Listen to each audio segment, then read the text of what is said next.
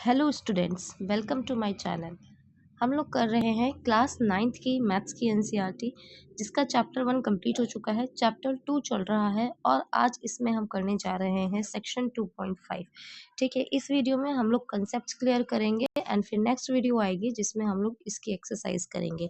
ठीक है, तो चलिए यहाँ पे ये जो सेक्शन 2.5 है इसमें क्या है, इसमें है अलजेब्रिक आइडेंटिटीज़। ठीक है, तो पहली क्लासेस में हम लोगों ने कुछ अलजेब्रिक आइडेंटिटीज़ पढ़ चुके हैं, जैसे कि एक्स प्लस वाई का होल स्क्वायर, है ना, x square plus 2xy plus Y square, x minus y का whole square is equal to x square minus 2xy plus Y square, x square minus y square. इसे क्या ये किसके equal होता है, ये एक्स प्लस वाई और दूसरे ब्रैकेट में एक्स माइनस वाई, मतलब एक्स प्लस वाई और एक्स माइनस वाई। फिर यहाँ पे अगर दो फैक्टर्स ऐसे लिखे हुए हैं एक्स प्लस ए और एक्स प्लस बी, तो ये क्या बन जाएगा, ये बन जाएगा एक्स स्क्वायर प्लस ए प्लस बी एक्स, ए प्लस बी इंटू एक्स और प्लस का ए बी। ठीक, तो ये आइडेंटिटीज़ हम लोग पढ़ चुके हैं। इसके अलावा और भी आइडेंटिटीज़ पढ़ेंगे और इन जो आइडेंटिटीज़ हैं इनका यूज़ फैक्टराइजेशन करने में भी होता है ना, फैक्टराइज करने में भी किया जाता है। ठीक है, जैसे यहाँ पे एक तो क्वेश्चन ऐसा आता है कि यहाँ पे प्रोडक्ट फाइंड आउट करो।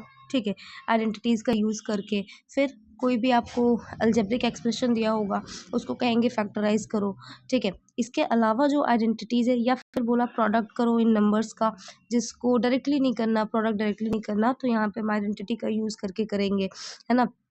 या फिर ऐसे फैक्टराइज करने के लिए बोल दिया तो इसमें आइडेंटिटीज़ यूज़ होती हैं। ठीक है, उसके अलावा हम देखें तो एक आइडेंटिटी हमारे पास क्या बनती है, x plus Y plus Z का होल स्क्वायर, है ना। यहाँ अभी तक हम क्या कर रहे थे, अभी तक हम बाइनोमियल्स के प्रोडक्ट्स आइडेंटिटीज़ में इन्वॉल्व थे। अब क्या होंगे, अब ट्राइनोमियल्स होंगे, मतलब X plus Y plus Z होगा। ठीक, तो इसको कैसे, इसकी आइडेंटिटी हम कैसे निकालते हैं, मतलब इसके इक्वल में क्या आएगा, इसको कैसे निकालेंगे। देखो क्या करेंगे, ये जो x प्लस वाई है ना, इसको मान लेंगे कि ये t है। ठीक, तो ये जो x plus Y plus Z है ये क्या बन जाएगा, t प्लस जेड का होल स्क्वायर, है ना। ये देखो t प्लस जेड का होल स्क्वायर। अब t प्लस जेड का होल स्क्वायर हम x प्लस वाई का होल स्क्वायर उस फॉर्मूले से इसको खोल देंगे, उस आइडेंटिटी से, तो ये क्या हो जाएगा, T square plus 2tz plus T square. Sorry, यहाँ पे ना टी स्क्वायर नहीं होगा, यहाँ पे देखो इनका मिस्टेक है, यहाँ पे ये जेड स्क्वायर होगा, है ना। फिर क्या होगा, फिर अब इस टी स्क्वायर की जगह पे एक्स प्लस वाई रख दो, तो एक्स प्लस वाई का whole square plus 2 into X plus Y into Z plus Z square. अब एक्स प्लस वाई का होल स्क्वायर लगा दो और यहाँ एक्स प्लस इस ब्रैकेट को खोल लो, है ना। तो ये जब एक्स प्लस वाई का होल स्क्वायर लगेगा तो X square plus 2xy plus Y square, और ये जब प्लस का 2z अंदर मल्टीप्लाई होगा तो 2xz प्लस 2yz हो जाएगा और प्लस का वाई स्क्वायर हो जाएगा। अब इसको रीअरेंज कर लिया है, x square plus Y square plus Z square plus 2xy plus 2yz plus 2zx। ठीक है, तो आइडेंटिटी 5 क्या हो गई हमारे पास, x plus Y plus Z का whole square is equal to x square plus Y square plus Z square plus 2xy plus 2yz plus 2zx।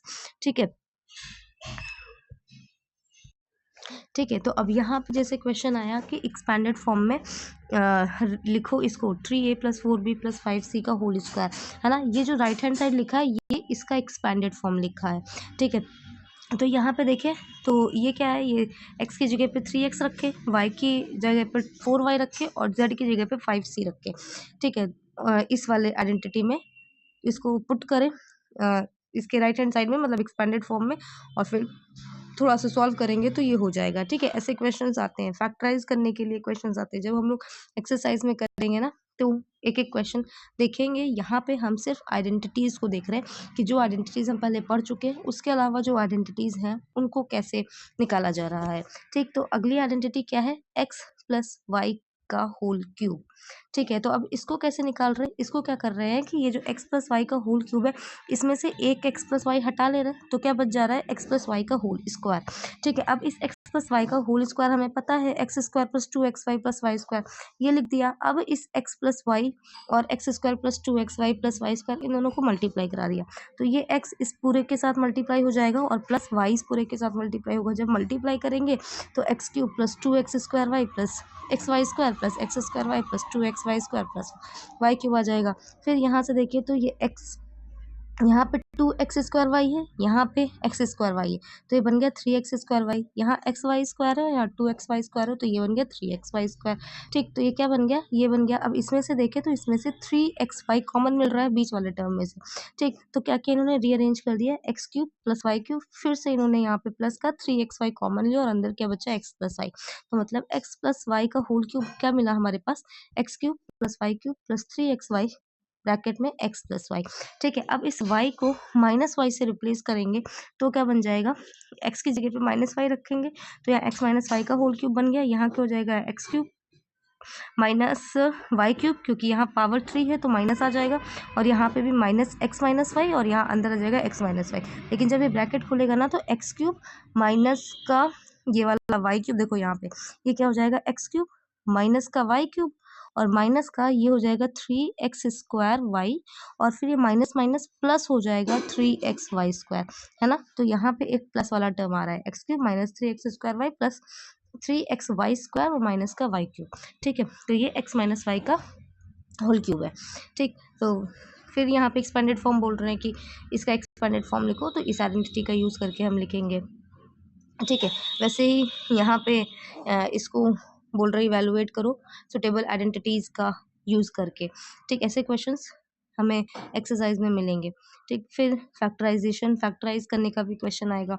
ठीक, उसके बाद देखें, अगर हम इसको देखें, ठीक है, यहाँ पे क्या बोल रहा है, एक आइडेंटिटी यहाँ से बनेगी कैसे, देखो अगर इसको कंसीडर करें कि एक ब्रैकेट में लिखा है x + y + z और दूसरे ब्रैकेट में x² + y² + z² - xy - yz - zx। ठीक, तो इसको अगर हम प्रोडक्ट करते हैं तो क्या मिलता है, इसको जब प्रोडक्ट करके सॉल्व करोगे ना तो ये मिलेगा क्या, x³ + y³ + z³ - 3xyz।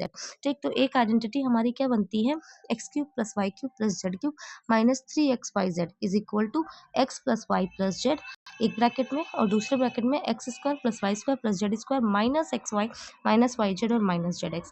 ठीक है, तो ये भी एक आइडेंटिटी मिलती है हमको। ठीक है, तो ये सारी आइडेंटिटीज़ इस वाले लेक्चर में सिर्फ हम लोगों ने किया है।